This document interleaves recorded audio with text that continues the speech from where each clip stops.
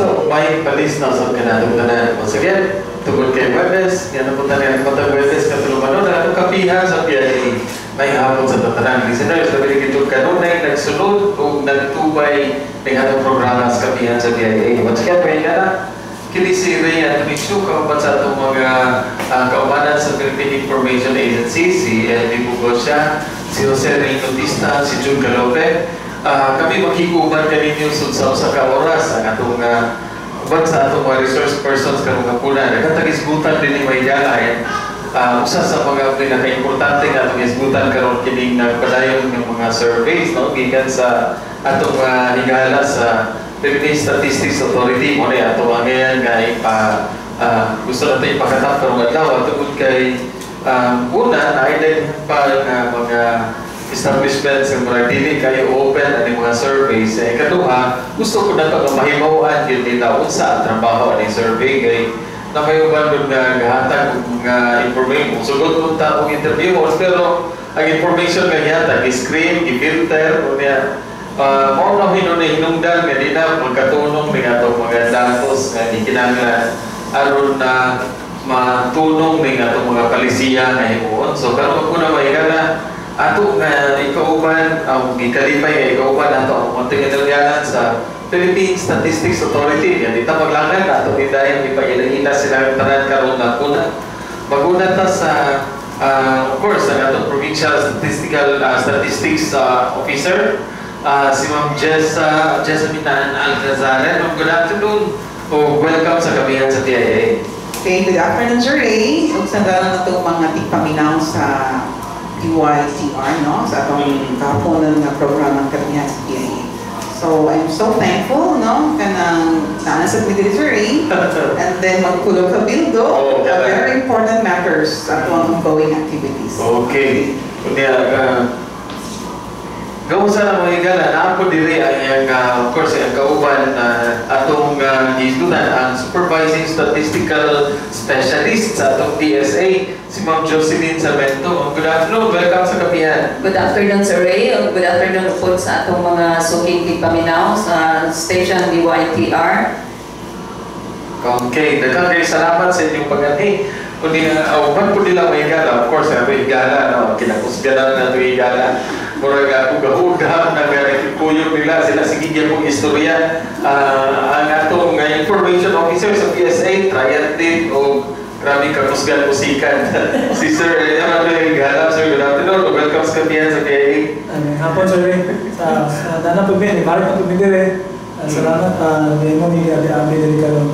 Okay, may problema ay in fact mo na itong trabaho ng gobyerno, mo po na itong ang atong kung mahigala sa PSA mahigala, marang dili kayo sila ilado sa kuhan kaning mga ahensya na dili kayo visible sa news tungod kay mutrabaho na sila bahala Witness News. Mo na gusto po na ito ipahimaw nga ilang trabaho kung saan ka importante. Dito dunat tayo nagpadayon nga survey kung pwede pa natin istoryahan, diba?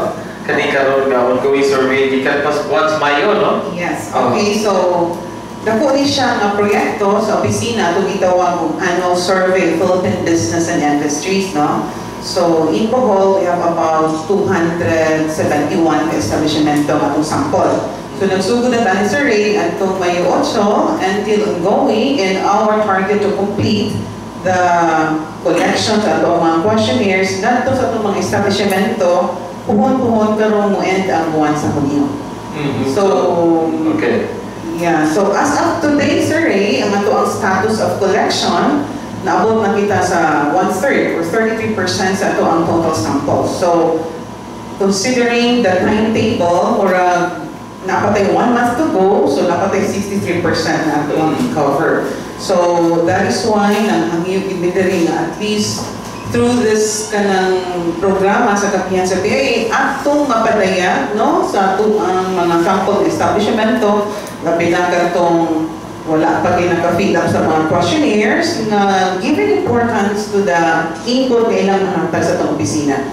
Naghisgot magunta o kani very critical. Kaya nga atong pangutana because we are asking the financial statement. So, make the financial statement ako, economic, performance of that establishment, no? So starting from the employment, the income, the expenses, the capital expenditures, the inventories, kani siya all the basic information na nag-project sa si status ng establishmento. So, naamang with fears at mga respondents, knowing kung isgot na kung income, ayan, they can connect that to their tax payments, no? So, their business tax, o ginang obligasyon na to sa BIR, but making sure, ang ginang survey, you were there sa atong data forum, no? That was last first week of May, so, katong atong ipang-invite ng mga establishmento, there are about 70 of them, we're just really giving the importance of that project. So, ilang commitment to submit truthful data ng survey. Kaya mag-isgot, mag-utag income, mag-isgot, sakto ba ka ni? So, they should not be afraid kay dili man ginamo na siya i-divulge na ating balaod na Section 25 nasisgot o truthful, they have to submit the data to the office. Section 26, naghisgot o Section 26 of Republic Act 10625, naghisgot o confidentiality of data. Natin itawag ka ng privileged information, wherein that is very private between the PSA and the establishment. Dili ginagawa-divulge. Kami man po'y mapinaltihan. So later we'll discuss, later we'll discuss na ating proseso nga i-implement ka na itong itong census compliance project. So, ako na ma-discuss later. So, karoon ako lang dyan i-alhawag itong mga sample establishments na apatay about 30%, so napatay 100 plus na uncollected, no? So, dako pa na siyang trabahoon, though, ang tag-igo po ng mga tao na mag-collect, another about 8 ka mga tao lang din sa Ray nga nag-adto sa balik-balik na din sa ito ang establishmento. So, mga na siya sa Ray for now. Okay. You were talking kanina o kanang sample establishments. Kanang sample ba like, are we not getting everything? Yes. Kanang to nila? Okay. So, national, ang atong samples about 30,000. So, ang ito ang results ng annual survey up to the regional level estimates lang sa rin. So, covering for the region, 271 na ang attribute sa Bohol. That can come up at regional estimate. So, nakapupito tayo establishmento sa rin yung reklamo, anong ako mag-get out of this other sector? So, we have to explain to them na natin sampling, no? We have to stratify those number of employees, i-grupo na sila sa sector, and then we took systematically sa ito ang pagkuha. Generated na siya through the competition na siya through statistical method. So, muli na mag-explain na statistically proven gina sila na sample sa ito. So, 271 lang na igong contribution sa Bohol to come up with regional estimates. Wala mang good tayo Bohol estimates. Kaya napatay Bohol is a bigger number of samples. Okay.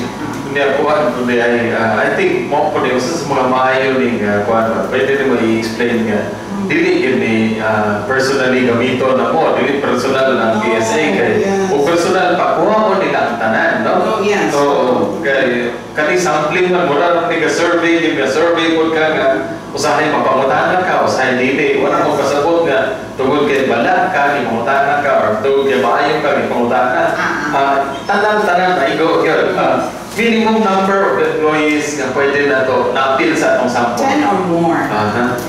So, minimum is 10 or more. Ang capitalization ano eh? Depende na sa rate, sa ilang income, depende sa sektor ang ilang year percentage.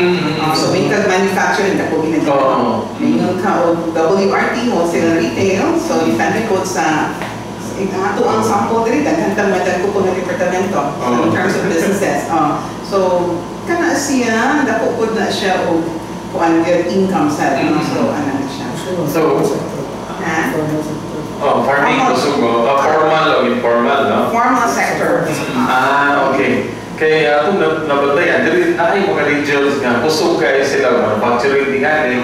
Like, is the sampling correlative po sa ilang gidaganon pa if Bohol is so strong in trade and industries, ang number of samples ba matter po sa trade Yeah. establishment? Ang pag-create sa sampling number survey is region-wide na siya. Okay. So, all in all, combining all the sectors, nakabot ako 171. Okay. I wasn't able to bring the breakdown by sector. Sige lang. Basta business, WRT, dahil na siya. Businesses, okay, dahil na siya. And we're talking kung pilang ganit ka sector sa kapit sa survey na to? 9. 9. Okay. Agri, manufacturing, mining, electricity, gas and water, and then wholesale retail, businesses, banking, construction, and what else? Other businesses. Other businesses. Okay, ganun siya. So, nani, kanina, unsa may pamahagi is that, like, for example, the survey materials kita dalubon sa enumerator or niya pangutana, or is it online, or sa pamahagi? Okay. Okay, Joy, makadungan ka. Okay, so we have a personal VSET. We have 8 enumerators, and Sir Moa is one of those, the mga regular. We have 8 total enumerators to ang atong hire because kulang taong workforce, and then 6 are regular personnel. So, mga ito ginasasari, of course, in the distribution, ilagay na i-explain unsay punto, unsay importante sa atong activity, and then mag-set na sila og date for the first VSET. They're entitled up to 3 VSETs. So, they have the 3 VSETs so that makolekta nila ang atuang information. So, dili mo muna madali-dali yung fill-up survey, no? Oh, yeah. Try if they can bring the questionnaire, so kailangan na Waga, yun na siya, mag-iskuta o mga panggastos. Itidetalye, yun na nato, no? So, after 10 days, so the first visit, that's the friendly follow-up. So, after 10 visits again, it's another follow-up. So, later on, we'll be discussing katong gitawag kong census compliance project. Atong gitawag census compliance project, mauna siya atong proseso wherein we tied up with the office of the prosecutor on a basis for those eerie establishments, you know. So, mga friendly reminder na siya, sir.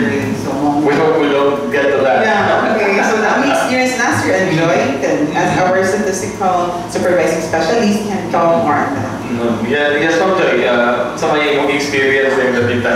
Okay, so Ray, so last namong ASPPI, so far as team leader sa Census Compliance Project, di man din nato kalikayan nga naagad tayo mga establishment, mga respondents nga ingon tag nga ba nga magpagahigahi o fill up, magpagahigahi sa Kapihan na bisitaon sa atong mga field men, dugay hapon nilang makuha ang mga questionnaire. So naatay first demand, first notice. So naatay demand letter na ihatag sa establishment. So after 10 days, kung dili hapon sila fill up sa questionnaire, muhatag na punta og second demand letter. After 10 days, sa first letter. Okay, so after sa 10 days, second demand, then another 10 days for the third and final demand na siya, sorry. So bali murag katulo na to sila pagdadaan og demand letter. Kung after ikuha na legal measure na. So after kung wala lang ihapoy murag ganang ano lang ihapon, so mo nang nato ng isakal dito sa ka. In other surveys, so galing panagita na ay nakita kay sample nga na-identify o na-refuse na yung mga pamahagi o sa pag-fill-in sa vacant slot. Ang atong karon survey on the industries sa man, pwede nga na, dili? Oh, wala yan. With the compliance project, they really help to fill up the questionnaire. So last year, with our first implementation, full implementation, we had 100% collection. Yes, okay. it helped us a lot. Pero we were not able to make it 100% during the deadline. But along the way, months after our deadline, before the year ends, we were able to get the questionnaires, accomplished questionnaires, especially for those in establishments among the sample. So after naka-receive sila to, and then they just give their full trust to us that they gave us and they filled out the questionnaire and they submitted to our office. Sa history basketball, doon na may establishment nga kanang unfortunately na kuha na to na wala pa, sir. wala pa. So, mga uutan po, at least they really had their heart to give in to PSA with our request for them to fill out our questionnaire. Okay, so I don't know with Mawe, if naapa siya part sa mga kurang kumuha itong sample. So yes, for you know, nanay na pagkakano kami, di ba? Di ba na sila ba? Okay. Kailangan sila. Tinitilag ako sila. Mostly, the reason mostly sa field, kasi rason nila, hindi sila field artist. One kanina baliwa na survey. One another is, di sila kamao.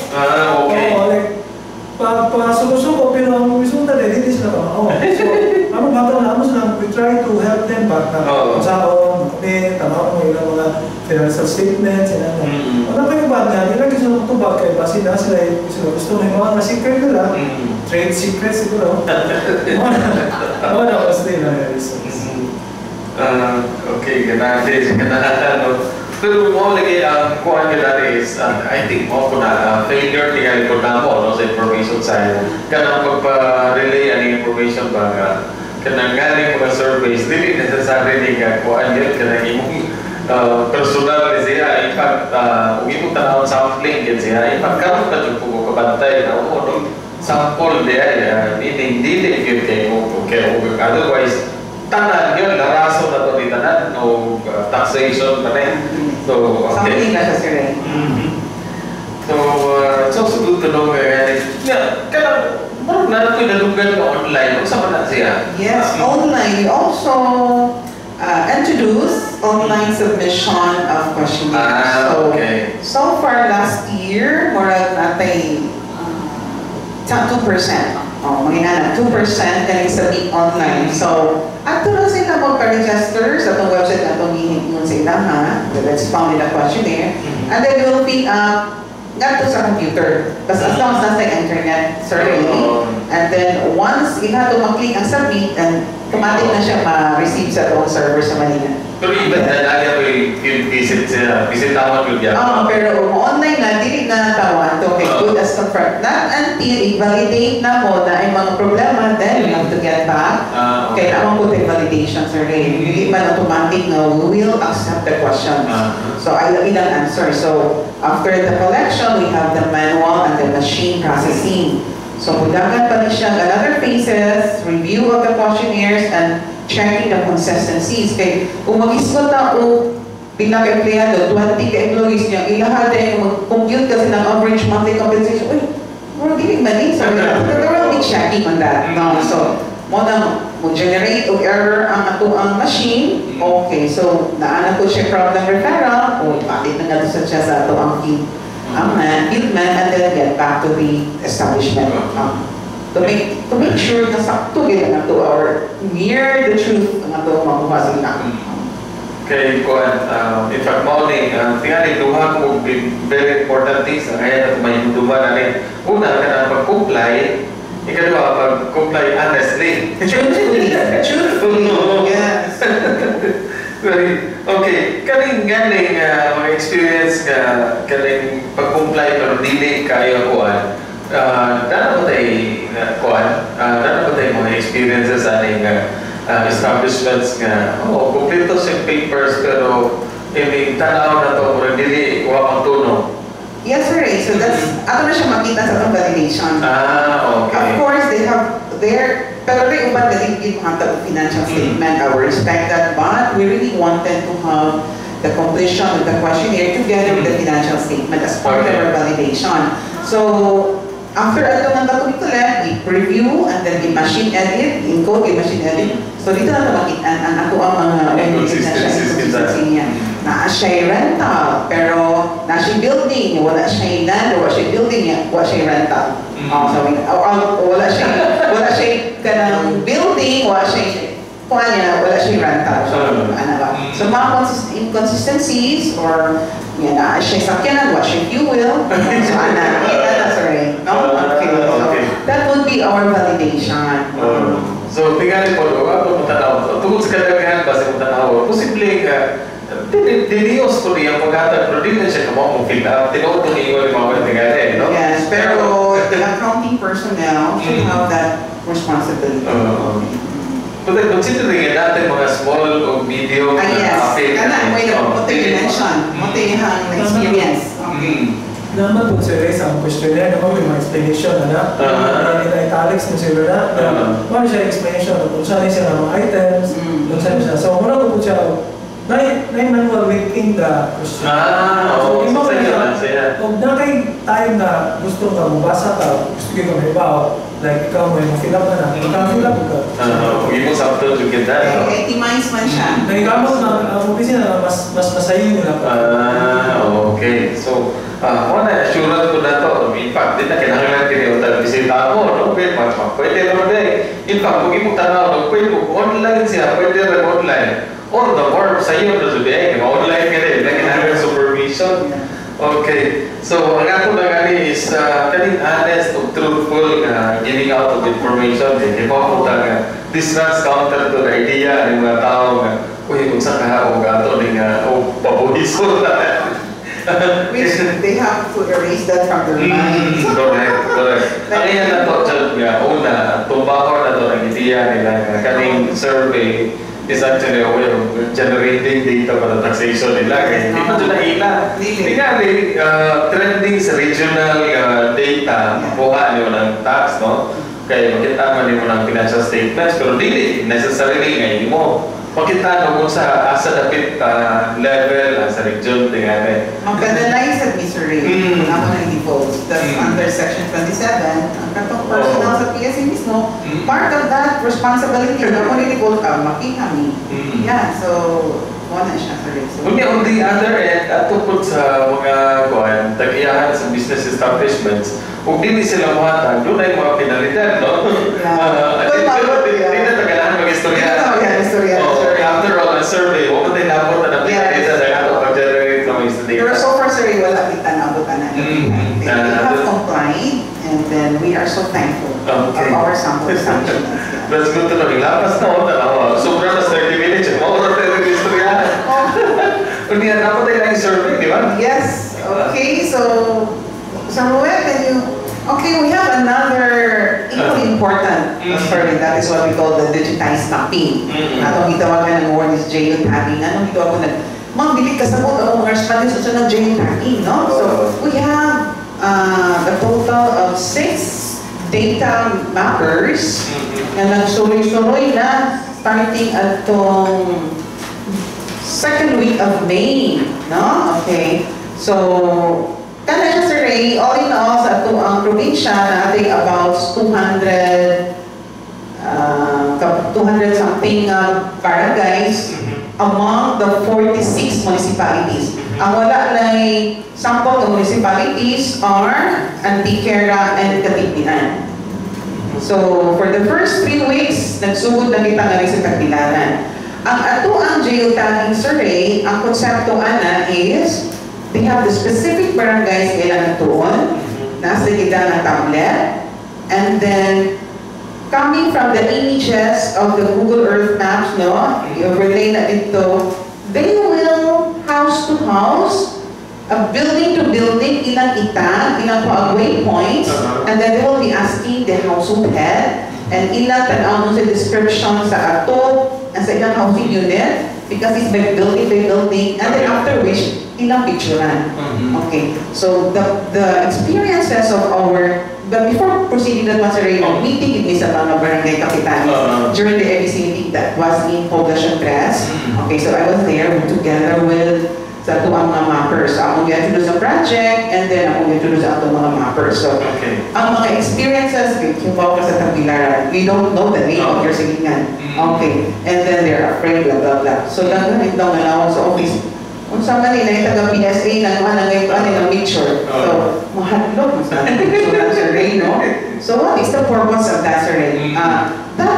Why we are having this geo-tagging, because we want to update our maps using the digitized mapping, no? So, ato na siya i-upload, and then this will be another phases, but until 2020, nga ang vision sa office all buildings will be tagged para census taking, surveys, atong malihan nga katong building nga mao gyud giadto sa atong mga enumerator. So that's really the essence of this Geo-tagging. In fact, it works more than that. Hindi na PSA nga usage, no? Yeah. Sa ganang mga tao magamit ko na in fact pagsugod. Yes, other that can put. Pagsugod ka please sa mga Geo-tagging sa Google Maps. Yes. Pero ting daghanan tao mag-apply computer nga mura kaya lakaw-lakaw ang mga kalsada mag-subay sila ay uno mo pwede ako. Okay, makikita kita kumain nga at least wala yung answer, no? Okay, wala yung answer. Okay, that's the privacy na sa siya. Pero ang location, makita na ganito. So that would be the, kung nag-discover ito pag-mention na mo sa among meeting, kung sa nagibuhat mo sa city, sa mga barangay na po nagbuhat, but for our purposes, that is for censuses and surveys.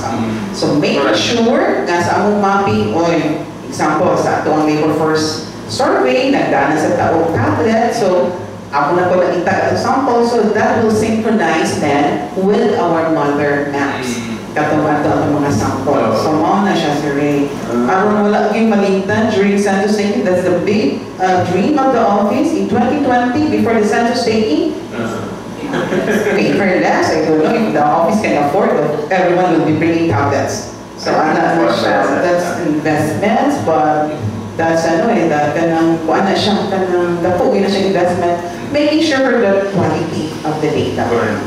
Okay, of course, in the 1990s, kuhan kaya na, pero karong mga panahon na, tablet dito sa barangay, kumuna kayo, kaya ko ganin tablet, no? Pero, the difference there is in the usage of the tablet, kaya nga ito mga enumerators, magbitbit na ng tablet, tag na sila, ina-optimize na ito, although, karong mga panahon na, nabiligid karong mga panahon na, kaya naantay daghang yung pagtanaw mga security risks. I don't know kung sa'yo kuhan, but I think the people should know. Ngayon yung nagbukas katawhan na. Kaya mga tao na suroy-suroy, na picture, tanaw lang po ninyo, kailangan na ID PSA. O pananglitan, dilit taga-PSA, nga picture-picture niya, sumbong na sa kapitan, kaya di ba matagong sa angayan, kabuhaton, magbantay, magkakatanan. Ang akong measures sa survey, nagpadala ng letters ng mga mayors. Okay. Before, nagpadala ni, and then, our mappers brought with them katong acknowledge ng letters ng mayor. So here in Tagbilaran, very supportive si Mayor. Okay, now we have ongoing Yes, na siya. And then, of course, nag-courtesy po sa mga barangay kapitanes. And then, ako din acknowledge letter na kung gano'n. They have their ID, and then ako sila t-shirt. Okay. So, identify the t-shirt joy, the color green and blue. So, ila sa lang lang ang kadat daw sir, parang hindi nagsulog na to because they're very conscious at least about latest happening sa mga sa Bohol. So, very careful, and amo is nag-advise na they should be extra careful yun. Pero why dili appeal ang katigdian o ang antikera? Maybe in the next round. Okay. This is the first phase only. So, until 2020, mo na siya. But, kanya itong gusto ng munisipyo, dili po total barangays. All in all, there are only about 192 barangays. 1,109 katong barangays. So, 192 barangays lang. Unong rapunas na mahumanas na anytime in August, last week of August. Hopefully, sample na lang siya sa rin, face by face. Second phase, something like percent what? Yes. 1,109, almost 10%. 10%. Multiplicate na until ma-complito. In 3 years time, I don't know, complito ba ka? Pero I think with the technology magamit na ito kasi mapaspas. So generally, mas paspas ka ron kaysa sa una. Ginamit technology yan. Okay. So, ngayon po dato may painumdum sa mga kaigsunan, ginaasin ang mga bayan, gano'n, chances are, sakta ka-istorya na din, ka-istorya din nyo diha. Basta may t-shirt o green o blue na sila, na PSA, paliw bitaw na i-assist po kay, di pa na ikayo ko, makatapang manikayo na to. Huwag i-identify po, makatapang po sa PSA, anong pagpangita sa akin ng mga tao dapit, asa na nabalay, mas mayo mo na makulit, di mong tarong ng data, may bawaan ko doon, po, katrabaho ko yun na mga kuhan, pagsildoan. Okay. Natay 15 minutes, kanay minutes sa itong programa sa Kapihan sa TIA. Kundi na,